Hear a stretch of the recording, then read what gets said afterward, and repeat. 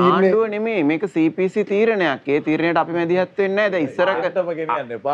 දැන් ඉස්සරත් කියන්නේ ඇමතිතුමා රාජ්‍ය ව්‍යවසාය වලට මැදිහත් වෙලා රාජ්‍ය ව්‍යවසාය කර්මන්න වුණා කියලානේ කිව්වේ. රථවාහන දඩ මුදල් ගව්පේ හරහා දැන් ඔන්ලයින් ගෙවන්න පුළුවන්.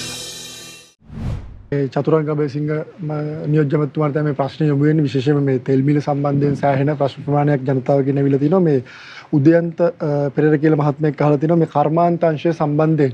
ඒ කියන්නේ දැන් එතුමා අදහස් පළ කරලා තියෙන දැන් කර්මාන්තංශයත් තෙල් මිල වැඩිවීමත් කියන එක ඊටාත්ම බොහොම ළඟින් ඒක අනිවාර්යයෙන්ම සම්බන්ධ දෙයක්. එතකොට දැන් තව සැරයක් තෙල් මිල වැඩිවීමක් සිදු වුණොතින් ඒ වගේ දෙයක් සිදු වුණොතින් මේ කර්මාන්ත ශාස්ත්‍රය පවත්වාගෙන යන්නේ. ඒතකොට භූමි තෙල් පවා වැඩි වෙලා තියෙනවා. ඒතකොට දීවරීන්ටත් මේ ප්‍රශ්නේ ඍජුවම බලපානවා. එතකොට මොන විදිහටද මේ සහනාධාරයක් ලබා දෙන්න මොන සැලැස්මක් තියෙනවද? නැත්නම් දැන් තියෙන දැනුත් සමහර ශාස්ත්‍ර වල සහනාධාර දෙනවනේ. ඒතකොට ඒක වැඩි කරන්න බලාපොරොත්තු වෙන ආණ්ඩු විදිහට මේ ජනතාවට සහනයක් වෙන්න මොකද්ද ගන්න සැලැස්ම? ඔව් ඇත්තටම අපි ගත්තොත් එහෙම අපනයන කර්මාන්තවලට ලෝක තරංගකාරීත්වයේ ගැටලුවක් අපිට පේන්නේ නැහැ. මොකද හැම රටේම මේ විදිහට තෙල් ලෝක වෙළඳ පොළ මිලට අනුව තෙල් ඉහළ යනවා. නමුත් දේශීය කර්මාන්තවලට මේක බලපෑමක් වෙන්න පුළුවන්. මොකද තමන්ගේ නිෂ්පාදන පිරිවැය වැඩි වෙන නිසා. මම හිතන්නේ මීට කලිනුත් ගත්තේ ක්‍රියාමාර්ගයම තමයි තෝරාගත් කර්මාන්තවලට සබ්සිඩි එකක් දෙන එක. දීවර කර්මාන්තයට ඊළඟට කෘෂි කර්මාන්තයට ඒ වගේ තෝරාගත් කර්මාන්තවලට අපිට වියදම් කළමනාකරණය කරන්න වෙයිනේ. ඔය කියන තත්ත්වය આવොත් එහෙම දැන් අපි ප්‍රාග්ධන වියදම් විදියට ට්‍රිලියන 1.3ක් විතර වෙන් කරලා තියෙනවා. තව වර්තන වියදම් දාලා තියෙනවා සමහර සංවර්ධන කටයුතු සඳහා. ඒතකොට ඒ වගේ දෙයක් නවත්තලා තමයි නැවතත් ඒ මුදල් අපිට වෙනත් තැනකට ගේන්නේ. මම මේක පැහැදිලිව කියන්න ඕනේ ජනතාවට මීට කලින් මේගොල්ලෝ අත්නාමතික විදියට අයවැය කළමනාකරණය කරලා තමයි බංකොලොත් උනේ. ඒ නිසා අපි මේ දේ ආය කරගන්නේ නැහැ. අපි මොනවා වුණත් ධන 2.3ක ප්‍රයිමරි බැලන්ස් එකක් තියාගන්නවා. එතකොට අපිට කරන්න වෙන්නේ වෙන වියදමක් අඩු කරලා ඔන්න ඔය කියන ප්‍රමුඛත කාර්යයන් වලට මුදල් වෙන් කිරීම. ඒ නිසා කිසිම අර්බුදයක් නැහැ. ඒ තියෙන තත්ත්වය ඒක මොන ශේෂ්ඨ වලටද කියලා ප්‍රමුඛතාවයක් තියෙනවද? ප්‍රමුඛතාවය අපි කොහොමද දන්නවනේ කෘෂිකාර්මික ශාස්ත්‍රයේ අපිට ප්‍රධාන තත්ත්වයක් තියෙනවා. මොකද ඒකෙන් තමයි අපේ ආහාර සුරක්ෂිතතාවය හැදෙන්නේ. ඊළඟට අපිට දීවර කර්මාන්තය අපේ ප්‍රෝටීන ටික හැදෙන්නේ. ඊළඟට එන්නේ අපිට නිෂ්පාදන කර්මාන්ත විදියට අපනයන කර්මාන්ත. ඉතින් මම කියන්නේ ඔන්න ඔයක අනුක්‍රමිකව අපි තියෙන ප්‍රතිපාදන මත දැන්ට තියෙන අපි වෙන් කළා නෑනේ මේ අය වැය.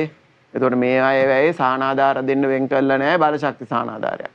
දැන් එදිරිමාන්න මහත්මයා කිව්වා වගේ. එතකොට අපිට වෙන්නේ වෙන වියදමක් කපා හැරලා තමයි මේකට මුදල් දාන්න වෙන්නේ. ඒ තීරණේ රජය ගනි.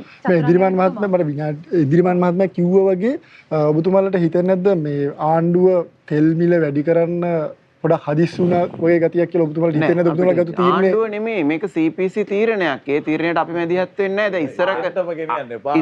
දැන් ඉස්සරත් කියන්නේ ඇමතිතුමා රාජ්‍ය ව්‍යවසාය වලට මැදිහත් වෙලා රාජ්‍ය ව්‍යවසාය කර්මන්න වුණා කියලානේ කිව්වේ. නමුත් එහෙමයි කියලා ආණ්ඩුවක් විදා ගන්න එහෙම කියලා කරාරින්න පුළුවන් ආණ්ඩුවක් ඕන. රාජ්‍ය ව්‍යවසායකට අදාළ බෝඩ් එකක් පත් කරලා තියෙනවා. ආණ්ඩුවටද අදාළ නිලධාරියෙක් පත් කරලා අදාළ CEO කෙනෙක් පත් කරලා තියෙනවා. ඒගොල්ලෝ මේ වෙලාවේ තීරණයක් කරා. ඒක චතුරංග දැන් රටට බලපාන ප්‍රධාන භූත තීරණ ගන්නකොට අත පිහදා ගන්න බෑනේ. CPC එකෙන් කරේ අපි මේ ආණ්ඩුව මේකට කියන්නේ ඒක තමයි කියන්නේ CPC යෝජනා කරන්න. ඔව් මොකක්ද අපිට කරන්න පුළුවන්? අපි යෝජනා අපි ඔබතුමාලා අපේ මම මේක පැහැදිලි කරනවා.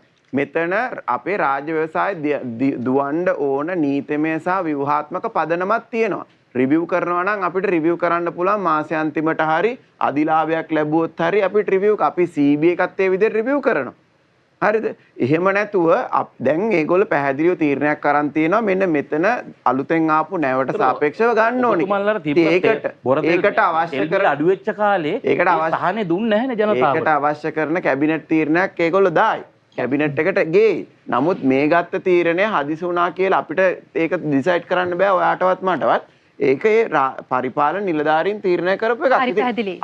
අපිට මෙතනදී රජයේ විදියට කරන්න පුළුවන් අපි ඉස්සරහටත් යන්නේ මම පැහැදිලිව කියනවා ලෝක මිල වෙනස් වුණොත් අපේ මිල වෙනස් වෙනවා. හරි 72 තියෙනකොට එතකොට ඒ අතිරික්තය ඔබතුමාලා ජනතාවට ලබා දෙන්නේ CPC එකට කියලා. 78ට ඔබ ආණ්ඩුව විදිහට කියන්න පුළුවන්. CPC එක එහෙනම් ලාභ තියෙන්න එපා. ඉතින් ලාභ මේක නියෝජ්‍යමතුමා මේ ඔය මේ කංජතේ නීතිගත සංස්ථාවේ සභාපතිතුමා මාර්තු 4 වෙනිදා මේ කිව්වා මේ තෙල් මිල වැඩි කිරීමේ කිසිදු අවශ්‍යතාවයක් නැහැ කියලා. ඔව් ඉතින් ඔය එතකොට තිබ්බ ඒ මිල ගණන් අනුව තමයි එතුමා කිව්වේ. නමුත් මිල ගණන් එක පාට හදිසි 122කට ගියාට පස්සේ ඒගොල්ලෝ බෝඩ් එක තීරණයක් ගන්න නැති. නෑ දැන් ඔබතුමා දැන් ඔය CPC එකටනේ මේ එන හැම ප්‍රශ්නයක්ම යොමු කරන්නේ. එතකොට දැන් පෙබරවාරි 28 මේ කියන්නේ මාර්තු මාසය සඳහා මිල ගණන් සංශෝධනය සිද්ධ වුණා. එතකොට ඔක්ටේන් 92 මං දැන් රුපියලකින් වගේ තමයි වැඩිවීමක් වෙනස් වුනේ. වෙලා තිබ්බේ නෑනේ වෙළඳපොළ ලෝක වෙළඳපොළ මිල තිබ්බේ 70 ගණන් වල බැරි. එතකොට ඒ ගත වෙච්ච දින 3-4 ඇතුළත අපි දැක්කා තැන් තැන් වල විවිධ ප්‍රකාශ කිසිම විදිහකට තෙල් මිල වැඩි කරන්න ඕනේ නැහැ. වැඩි කිරීමේ අවශ්‍යතාවක් මතුවන්නේ නැහැ. අර අපි මතු කරා වගේම හැම කතාවම අගේ තියෙනවා දැනට තියෙන තත්ත්වය මත කියලා එතුමා දිගටම කියනවා. හරි ශ්‍රීපාල් මෙහෙම ඇත්තටම උපකල්පනයක් තිබ්බා මේ යුද්ධයේ සතියක් දවස් කිහිපයක් ඇතුළත ඇමරිකාව මේක ඉවර කර. ඇත්තටම කවුරුත් මං හිතන්නේ මේ කවුරුවක්වත් විශ්වාස ඇමරිකාව විශ්වාස කරෙත් නෑ. අපි ආයු කරලා වැඩක් නෑ. මේක මේ විදිහට දැන් මේ ඉරානයේ උපාය මාර්ගය වෙලා තියෙන්නේ ඉරානයේ මූලෝපාය වෙලා තියෙන්නේ මේ යුද්ධය ඇදගෙන යෑම. එතකොට දැන් ඇමරිකාවත් මේකට හිර වෙලා. ඉතින් අපි කියන්නේ දැන් අපි බලාපොරොත්තුනේ ලෝකයේ බලාපොරොත්තුනේ මේක සතියෙන් දෙකෙන් අර පහුගිය කාලේ වෙච්ච වගේ ටග්ගාල ඇමරිකාව වැඩ ඉවර කරා පාලනය වෙනස් කරා මේක සෙටල් ඩවුන් වෙන තත්ත්වයක් ඒගොල්ලෝ අපේක්ෂා කරනවා. මෙන්න මිල අඩු වුණාම අඩුවේ මේ මාසයක. Find everything you need for your home, office, business and factory.